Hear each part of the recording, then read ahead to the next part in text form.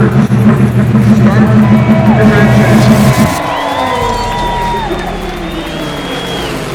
they first arrived at Daytona, we decided to have lunch in our office overlooking the speedway. It was very exciting. Bruckheimer was there, Kosinski was there, a number of the executive production team as well.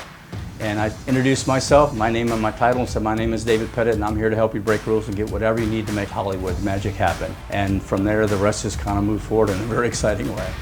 We had to make sure that everything fit onto their production schedule for the event, as well as our production schedule for the race. So we looked for opportunities at whatever they might want. So the fireworks scene is one great example that actually made the show. They wanted to go see it from the rooftop. I'm like, hey, we should really see it from down low, because then you get the car's perspective. We took the director, Kosinski, over. We backed up to a safe distance, and at that point, we let him see the fireworks. He said, yeah, that shot. And thankfully, when you see it in the movie, that shot lived. When they first approached it, they'd already been talking to Porsche, so they were leaning towards Wright Motorsport, which was great. I'd worked with Wright on another film that they'd done previously.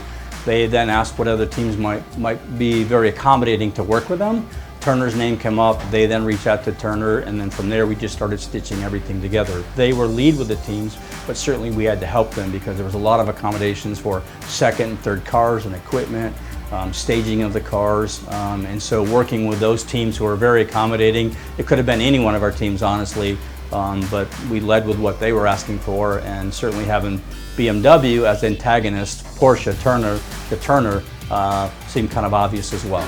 There was a couple of very big asks from them. So at one time we were filming, so you'll see Brad Pitt actually do the pit stop and he comes out. That was taken, I think, the Thursday of the Rolex 24. So we actually extended dinner by 30 minutes to get that. They wanted everything to be authentic as could be. Then the second part of that, they come in later and they say, hey, we want to put a camera here during that. They wanted to pre-stage that. So in the Rolex shoot, we had to tighten things up to the side, clear out the back where the far lane is, get that staged, because we only had an hour and a half to shoot it. And so that was one of those great moments you'll see in the movie itself, but it caused a little consternation internally, but we overcame that.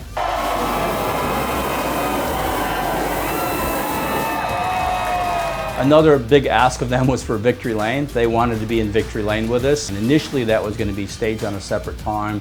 Again, for authenticity, they wanted it to be natural, so they came to us, we negotiated back and forth. Said no a few times, honestly. Finally got Frank Kelleher from Daytona International Speedway involved. Sean Belgrade as well. We sat down and worked out a solution with our team and literally told nobody what we were doing because we wanted to be authentic. So we took the car, staged it, have everything ready to go, and then the assistant director, Toby, come up and explained to everybody, you're about to be in a movie, stand by, and when I ask you to shout and cheer 3 times, please do that. And so that actually made it into the movie as well. But it was one of those moments that's truly authentic, the confetti, the people, everyone in the stands.